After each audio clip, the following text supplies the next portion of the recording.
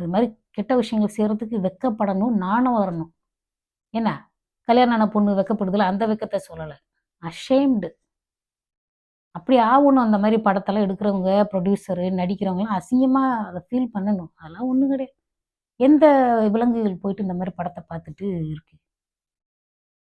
ஒரு 2 குருவி, இந்த ஒரு குருவி நான் கூட வீடியோ போட்டிருந்தேன். இந்த குருவி வந்து அது கூட்டை வந்து அழகுபடுத்தி வைக்குது. அது வந்து பார்க்குது. அந்த கூடு பிடிச்சிருந்ததுன்னா அதுக்கு அது அது சேர்ந்து வாழுது. பிடிக்கலன்னா அதாண்டு போகுது. எந்த குருவி போயிட்டு எந்த குருவியையும் பாலியல் பலாத்காரம் பண்றதில்ல. இவனுங்க அந்த 6வது அறிவு இருக்குன்னு சொல்லிக்கிட்டு, என்ன முதல் அறிவு, 5 அறிவு, 4 அறிவு இருக்கிற ஜீவராசி கூட பாலியல் பலாத்காரம் செய்றதில்ல. இவனுக்கு 6வது அறிவு இருக்குதாமா. அதாவது இருக்கிற அறிவு வந்து கெட்டு போச்சுன்னா, அதாவது பித்தன்னா நல்லா இல்லன்னு அர்த்தம். மைண்டு நல்லா இல்ல. ஓகே.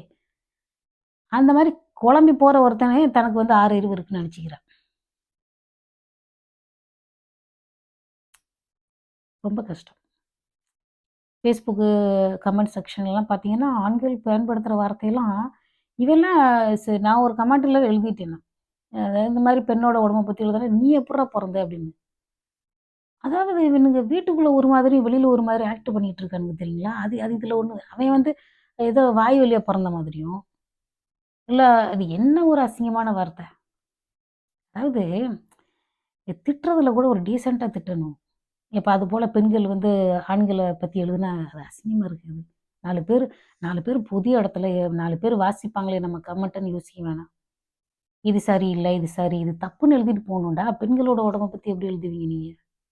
நான் எங்கேயோ ஆரம்பிச்சு எங்கேயோ வந்துட்டேன். ஏன்னா, நான் வந்து நைட் 11 மணிக்கு பேசிக்கிட்டு இருக்கேன். அது டக்குன்னு தோணுச்சு. இன்னைக்கு முருகன பத்தி பேசிருவோன்னு. அதாவது அவர் உண்மையிலே 2வது கல்யாணம் பண்ணாரோ, பண்ணலையோ யாருக்கு தெரியும்? ஆனா, அது வந்து சிறுவர்கள், பெண்கள் இதெல்லாம் பார்க்குறப்போ, ஒரு பெண்கள்னா சகிப்புத்தன்மையோட இருந்துக்கணும். அக்கா, தங்கச்சி மாதிரி 2 பேரும் அப்படியே பொறுமையா இருந்துக்கணும் அப்படின்னு சொல்ல வர்றாங்களா? இல்ல ஒரு பையன்னா, நம்ம ரொம்ப நல்ல பெரிய ஆளா இருக்கோம். நம்மகிட்ட நெறைய காசு இருக்கு. அப்படின்னா 2 பேர கல்யாணம் பண்ணிக்கலாம் அப்படின்னு சொல்றாங்களா?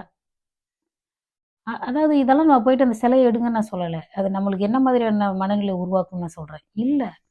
இந்த 2ன்றது நம்ம ஒரு தத்துவார்த்தமா பார்த்தோம்னா, எல்லாத்துலயுமே தத்துவார்த்தமா பார்க்க மாட்டோம் நம்ம. உருவமா தான் பார்ப்போம். இல்ல நம்மளோட ஆசைப்பட்ட வாழ்க்கை ஒண்ணு, கிடைச்ச வாழ்க்கை ஒண்ணு. நான் இப்படி சொல்றேன். 2 பேர் வச்சிருக்கீங்களே, அதுக்கு வேற ஏதாவது காரணம் இருக்குமான்னு. நமக்கு நமக்கு ஆசைப்பட்ட வாழ்க்கை ஒரு மாதிரியும், கிடைச்ச வாழ்க்கை ஒரு மாதிரி தான் இருக்கு.